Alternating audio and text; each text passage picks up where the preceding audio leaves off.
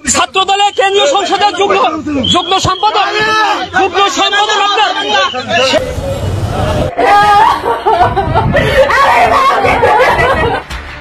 দক্ষিণাঞ্চলের মুখ্য সংগঠক হাসনাত আব্দুল্লাহ। তবে ফেরার সময় হাসনাতের উপর চালানো হয় সন্ত্রাসী হামলা। হাসনাত সারজিস ভাই সাধারণ মানুষ হয় না আপনাকে। যারা এইটা দুই একটা ঘটনা ঘটার চেষ্টা করবে তাদের কাউরি ছাড় দেওয়া হবে না। কালকে আপনারা জানেন যে 54 জন অলরেডি আমরা কিন্তু আপনি বুঝবেন না বিএনপি যায় না হোক আর না যায় না হোক দেশকে কোন গাড্ডায় নিয়ে যাইতেছে এবং কেন বিএনপির বিরোধিতা করাটা আপনার জন্য ফরজা কিফায়া হয়। আওয়ামী লীগরা যেভাবে ট্রিট করতাম সেভাবে যদি ট্রিট করতে বাধ্য হইতে হয় তাতে আপনাদেরই ক্ষতি।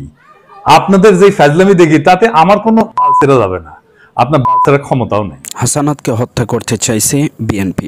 এবার সরাসরি বিএনপির নেতার বিরুদ্ধে অভিযোগ, আর সেই অভিযোগের সত্যতা প্রমাণ করতে গিয়ে যা বললেন পিনাকি ভট্টাচার্য। পিনাকি ভট্টাচার্যর বক্তব্য শুনলে রীতিমতো আপনি চমকে যেতে পারেন। একই করছে বিএনপি। বিএনপি কি তাইলে নতুন করে ষড়যন্ত্রে লিপ্ত হয়েছে? আর এর ষড়যন্ত্র যদি বিএনপি চালিয়ে যায় তাহলে আগামীতে ক্ষমতায় কতটুকু আসতে পারবে সে বিষয়ে কি বলছেন পিনাকি ভট্টাচার্য, তার বক্তব্যটি বিস্তারিত শুনব। দর্শক এরকম নতুন নতুন ভিডিও পেতে চ্যানেলটিকে সাবস্ক্রাইব করে রাখবো। প্যারেডের সময় ছবিটা নিছেন ওনাদের, যারা এইটা দুই একটা ঘটনা ঘটার চেষ্টা করবে তাদের কাউরি ছাড় দেওয়া হবে না। কালকে আপনারা জানেন যে 54 জন অলরেডি আমরা কিন্তু রাত্রেই কিন্তু তাদের ধরে ফেলছি। এখন ভবিষ্যতে যদি কেউ করার চেষ্টা করে আমরা এই ঘটনা ঘটার আগেই যেন ধরতে পারি এই ব্যবস্থা আমরা করব।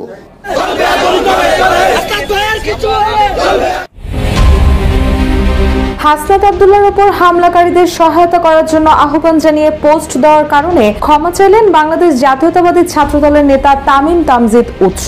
রোববার সন্ধ্যায় জাতীয় নাগরিক পার্টির মুখ্য সংগঠক হাসনাত আব্দুল্লাহর গাড়িতে গাজীপুর নগরীর চান্দনা চৌরাস্তা এলাকায় হামলার ঘটনা ঘটেছে। এই হামলার সময় গাড়িতে থাকা হাসনাত হাতে আঘাতপ্রাপ্ত হয়েছেন। শুধু তাই নয়, তাকে বহনকারী গাড়িটিতেও ব্যাপক ভাঙচুর চালানো হয়েছে। দেশ জুড়ে তোলপাড় ওয়ালটন ফ্রিজ কিনে আপনিও হয়ে যেতে পারেন মিলেনিয়ার।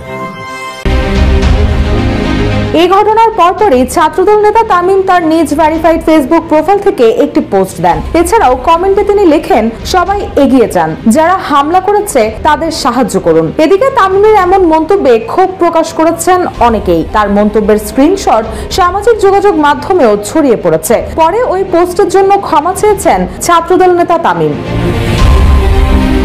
নিজের ভেরিফাইড ফেসবুক আইডিতে দেওয়া এক পোস্টে তিনি লেখেন, কিছুক্ষণ আগে আমার করা একটা পোস্ট নিয়ে আমি সবার কাছে ক্ষমা প্রার্থী। হাসনাত আব্দুল্লাহর উপরে হামলার তথ্য যখন আমার সামনে আসে তখন আমি সেটা নিয়ে পোস্ট করার জন্য রিফাত রশিদের প্রোফাইলে যাই হাসনাতের উপরে হামলার পরবর্তী কোনো ছবি ভিডিওর জন্য।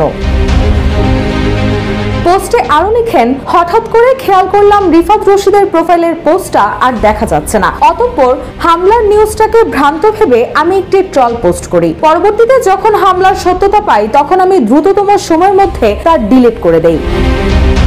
দর্শক এতক্ষণ পর্যন্ত আপনারা শুনলেন হাসনাত আব্দুল্লাহর উপরে হামলা, কিন্তু কেন কিভাবে হামলা করা হয়েছে আর কেনই মানুষ এখন তার উপরে হামলা করছে সে বিষয়ে বিস্তারিত। এবার আপনাদেরকে গুরুত্বপূর্ণ যেই তথ্যটি দেব সেটি হচ্ছে ডক্টর পিনাকি ভট্টাচার্য। তিনি কি বলছেন, বিএনপি যে হাসনাত আব্দুল্লাহর উপরে হামলা করেছেন এতে করে বিএনপির লাভ নাকি ক্ষতি, সেটি বিস্তারিত তার আলোচনা ও বক্তব্য থেকে শুনুন। বিএনপির কিছু কিছু নেতাকর্মী মনে করতেছে আমি বিএনপির শত্রু হয়েছি। আমি বিএনপির পলিটিক্যাল অপোনেন্ট। আমি কখনো বিএনপি করি নাই। আমারে হাসিনার লোকজন বিএনপি কইতো, আর কইতো আমি তারেক রহমানের টাকা খাইয়া হাসিনার বিরুদ্ধে বলি। ভাগ্যের কি নির্মম পরিহাস, আজ বিএনপির লোকেরা বলে আমি জামাতের টাকা খাইয়া বিএনপির বিরুদ্ধে বলি। আপনাদের একটা সৎ পরামর্শ দিই ভাই, পলিটিক্যাল অপোনেন্টকে বুদ্ধিমত্তার সাথে ডিল করেন। রাজনীতি করতে আসছেন, আপনার অপোজিশন থাকবে, আমার লোকের তেদরামি করতে আসেন না ভাইজান। আমি অনেক দরদ নিয়ে ক্রিটিক করি আপনাদের দলের। এটা যদি সহ্য না হয়, আওয়ামী লীগরা যেভাবে ট্রিট করতাম সেভাবে যদি ট্রিট করতে বাধ্য হইতে হয় তাতে আপনাদেরই ক্ষতি। আপনাদের যে ফাজলামি দেখি তাতে আমার কোনো ছেড়ে যাবে না, আপনার বাচ্চারা ক্ষমতাও নেই। যাই হোক, অনেকে বলে বিএনপির পিছে কেন লাগিছি, উত্তরটা আগে বলছি আর একটু খুলে বলি। এটা রাজনৈতিক, দার্শনিক, ভূ রাজনৈতিক বিষয় আছে এটার সাথে। আসেন না এটা আমরা খুঁজে দেখি। কয়টা প্রশ্ন করি, দেখি এই প্রশ্নগুলো আপনাদের মনে আসছে কিনা কখনো। বাংলাদেশে মুজিবকে কেন স্বৈরশাসক হয়ে উঠতে হয়েছিল? অত্যন্ত জনপ্রিয় নেতা ছিল কিন্তু মুজিব, তারপরেও স্বৈরশাসক হয়ে উঠতে হয়েছিল কেন? জিয়াকে কেন মরতে হইল? সামরিক ব্যাকগ্রাউন্ড থেকে আসা পরেও কেন জিয়াকে স্বৈরশাসক হইতে হয় নাই? কেন জিয়াকে মাইরা ক্ষমতায় এরশাদকে বসাইতে হয়েছিল? কেন এরশাদকে স্বৈরশাসক হইতে হয়েছে? কেন হাসিনাকে ফ্যাসিবাদ কায়েম করতে হয়? এই প্রশ্নগুলো পরিষ্কার উত্তর না পেলে আপনি কখনোই বুঝবেন না বাংলাদেশের সামনে বিপদগুলো কি কি। আপনি বুঝবেন না বিএনপি যায় না হোক আর না যায় না হোক দেশকে কোন গাড্ডায় নিয়ে যাইতেছে, এবং কেন বিএনপির বিরোধিতা করাটা আপনার জন্য ফরজা কিফায়া। এইটা পরিষ্কারভাবে বোঝার জন্য আপনাদের বাংলাদেশ নিয়ে ইন্ডিয়ার কুরকুরানিটা কেন সেটা বুঝতে হবে। তা না হলে রাজনীতির কোনো হিসাব আপনি মিলাইতে পারবেন না, আর বারবার আপনি এইরকম স্বৈরশাসন আর ফ্যাসিবাদের কবলে পড়বেন। আসেন আল্লাহর নামে শুরু করি। আপনি যদি ভারতকে প্রশ্ন করেন আজকের দিনে তার সবচেয়ে ঝুঁকিপূর্ণ সীমান্ত কোনটা, কে তার সবচেয়ে কৌশলগতভাবে গুরুত্বপূর্ণ প্রতিবেশী, পাকিস্তান কিন্তু না, উত্তরটা হইল বাংলাদেশ। বাংলাদেশ কেন ভারতের একটা জীবন্ত দুশ্চিন্তা সেটা বুঝতে হলে আপনাকে দুইটা জিনিস একসাথে দেখতে হবে। প্রথমত, ভারতের কাছে বাংলাদেশের সবচেয়ে বড় সমস্যা হলো তার ধর্ম, ডেমোগ্রাফি।